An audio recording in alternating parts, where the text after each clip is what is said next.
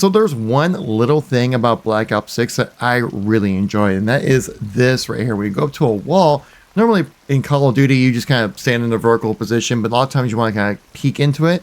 Well, this one, now you have the ability to kind of just have an auto lean feature, which normally I would hate to have in my shooter game. I like to have 100% control of my character when I'm moving around, but this subtle auto lean right here is actually something that I really enjoy. It's very fluid. It doesn't get in the way. It's not intrusive when it comes to the gameplay or the movement within the game. It just feels very natural and something you would totally do if you're playing the game. And look how you can kind of just disengage just naturally at the point you would probably want to disengage in an auto lean feature. So I mean, hats off for Treyarch to add in something like this that normally I would hate to have in a game, and now it actually is something that I would absolutely want to utilize. It's little things like that that add up to the sum of the whole parts when it comes to Black Ops 6 multiplayer, and why I'm actually excited to play it this time around. So if you want to know why Call of Duty multiplayer is going to be good this year, well, stay tuned throughout the whole video to understand all the details. So I'm sure the big question when it comes to just Black Ops 6 multiplayer in general is, how is the Omni movement? Well, I'll show you right here exactly how it plays out. So where you hit sprint, you can kind of sprint forward, left, right, backwards as well.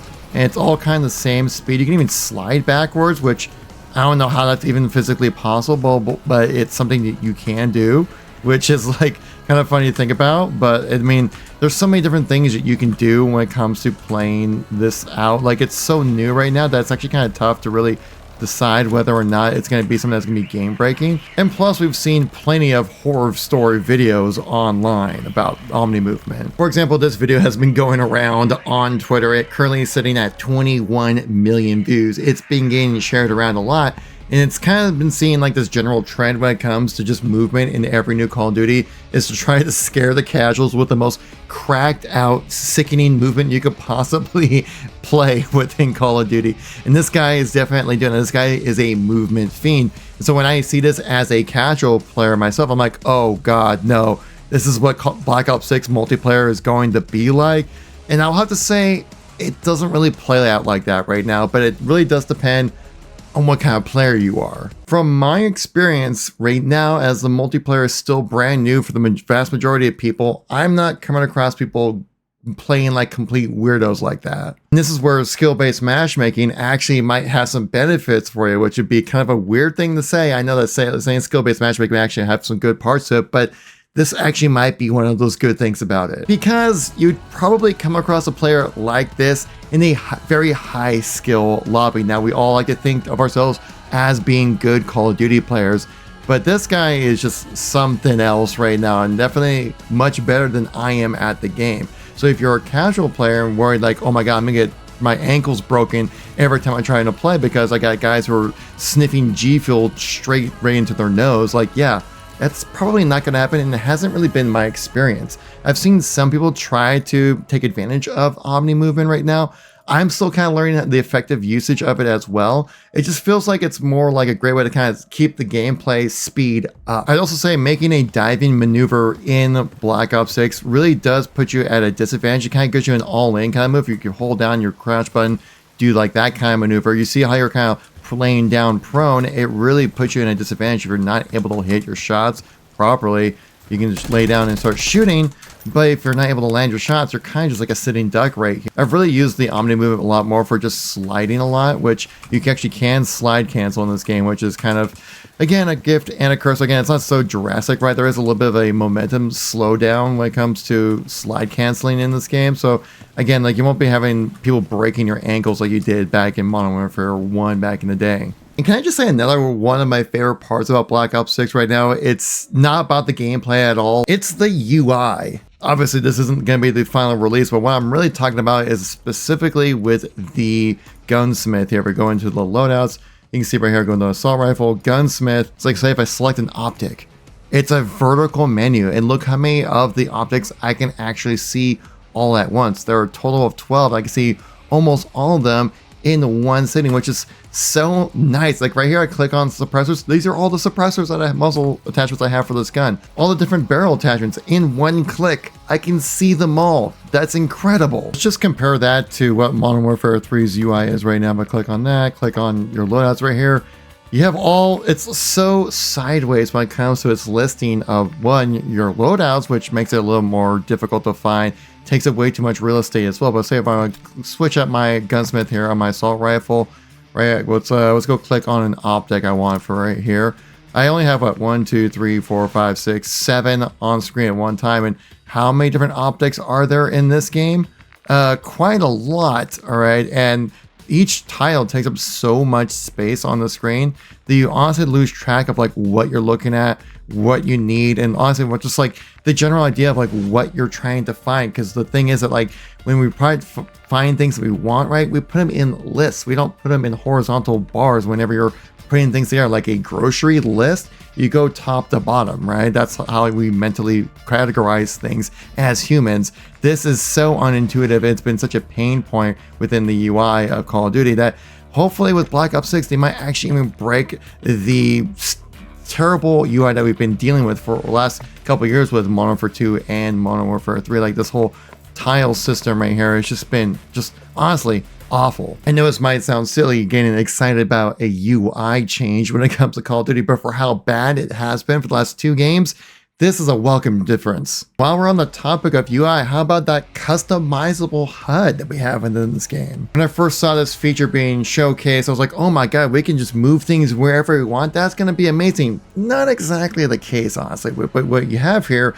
are a list of preset different versions of UI you can have for your HUD, right? This is the standard version, inverted right here, the classic version here as well. You have mission interface here, which I actually personally like the most out of all of them right now. But you can see how you can just kind of have these different types of presets you can move around. Just the fact that this is even an option to customize, that's freaking awesome. I love that. Now, important thing to keep in mind that this is a small section of what's being offered to the full multiplayer experience, right? But just even this alone, we can look at the 4 maps that we have right here of Skyline, Scud, Rewind, and Derelict for your 4 levels, as well as your face-off of Gala and Pit. The maps are specifically designed to get you right back into the action. There is not like a large, oh my god, I need to walk all the way across the map to get into some gunfights. As soon as you spawn, take 5 steps forward, you're in the middle of everything. The action is fast, the gunplay is smooth, and the gameplay overall with the advanced movement of omnidirectional movement lends itself to just being like a breakneck speed level of game, but nothing that's going to be overwhelming to players. Now, a big thing with Modern Warfare 2 and Modern Warfare 3 was footstep audio. Footstep audio has been a major key gameplay element of Call of Duty because it plays a massive part of spatial awareness. If you have a headset, it's a massive advantage within this game. And with Modern Warfare 2, that footstep audio was just incredibly annoying. With the lack of dead silence, it was so difficult to rush around, move, and just have a fun, fast-paced Call of Duty experience, which people have come to know and love. Then Modern Warfare 3 rolls around and we get dead silence back, but it's such a crutch perk that you absolutely need to use dead silence if you want to be able to move around the map at all. But something about Black Ops 6's footstep audio is actually perfect in my opinion, because there have been plenty of times while I was playing that I had people sneak up right behind me and I didn't really hear them all because of all the extra noise going on within the game. Oh my goodness, dude. I got people running up right behind me. I don't hear that at all. This makes a whole lot of sense because in not necessarily real life, but just like you would think that footstep audio would be drowned out completely if you had gunshots going off, explosions from grenades and tactical and lethal options and stuff like that, kill streaks, call-ins, things like that. Like there's a lot going on that footstep audio would be completely drowned out. But with the Modern Warfare games, they're so prominent and loud that it makes it so difficult to rush around. And these might not be the launch perks or the final list of perks right now, but looking through, there is no dead silence. There's even a field upgrade called Acoustic Amp, which will actually boost the footstep audio within the game. What I'm trying to say is that you're able to move around this game, not completely silent, which is kind of overpowered to be honest, but also you're able to make enough noise where if it's a down period or when you're quiet side of the map, you'll definitely hear those footsteps. But if you're lost in the sauce, you're not going to really be picking those up, which is actually perfectly tuned. And while talking about the gameplay, you have to mention about the bodyguard system, which I find absolutely hilarious. And the best part about it is when you grab somebody from behind, your voice chats are linked so you can actually talk back and forth to each other. It lends itself to some hilarious moments. I got you now, boy. You're mine. No! Now you're mine, boy. I'll take your friends out. You're mine, boy. Oh, I'm being held on. Oh, you're gone. You're Hey, mine. buddy, don't fuck me, Dad, Oh, bro. you Please got don't it. do that. No. Oh, no. I found myself so many times just running around, just trying to sneak up behind people to then just use them as a bodyguard just to talk trash, because it was just so enjoyable to do that. I can absolutely see just entire YouTube channels dedicated to this feature alone. Now, one thing I never thought I'd see Call of Duty ever do is actually nerf aim assist within Call of Duty. They actually did that. I'm completely shocked and surprised. YouTuber here, Exclusive Ace, showcased what actually changed when it came to aim assist. And apparently, if you're within about 2 meters, you have 0 aim assist on controller. But once you stand about meter, 2.5 meters back, 3 meters back, then you actually get some aim assist. But when you're up close and personal, there is no aim assist at all to be had when you're playing on a controller, which for me, as a mouse and keyboard player, I'm very happy to hear that because of how crazy fast the movement can be within this game, that it can be really much like a total crutch for players who are on controller to basically let the game aim for them. It absolutely does happen. But when you're up close and personal in this game, there is just 0 aim assist, which I think is just perfect. And I was just completely shocked to see something like that change within Call of Duty, because it's such a core aspect of catering to the casual controller audience out there. So I know I saw a lot of people talking about it, saying that this game is going to be cooked at launch when it comes to mouse and keyboard. My experience hasn't really been that way. It feels pretty standard to what I've felt previously, but have the ability now to actually kind of keep up with controller players on mouse and keyboard in close range engagements. The big thing about this right now is that this beta is, well, one, a beta. So it's very difficult to get a true sense of what the entirety of the game is going to offer, especially for the 6v6 multiplayer, potentially Warzone and zombies and things like that.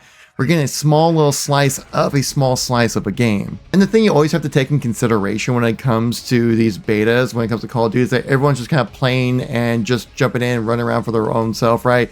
That you're not really coming across people who are so afraid to die, trying to maintain their kill streaks or something like that. You're just coming across people who are dedicated people who are playing the game. So you're gonna have a different type of audience of people playing a beta than the full release of the game, which will absolutely affect how you feel about the multiplayer because of how people are playing it. So what I'm talking about with this impressions review of Black Ops 6, that take that in consideration, that this is just like a sliver of what the full game is going to offer. There's most likely going to be some meta setup, some meta perk combination, some weapon that's going to be clearly the best weapon in the game. Happens every single year with every Call of Duty game. But from what I've played and the fact that's going to be part of Game Pass, which I'm a Game Pass subscriber, I'm absolutely going to be jumping in and playing Black Ops 6. If you made it this far into the video, leave a green heart, let me know who the real ones are. Leave a like if you enjoyed the videos, guys, and subscribe for more content around gaming. I'll catch you on the next one. Peace out. What the heck is this?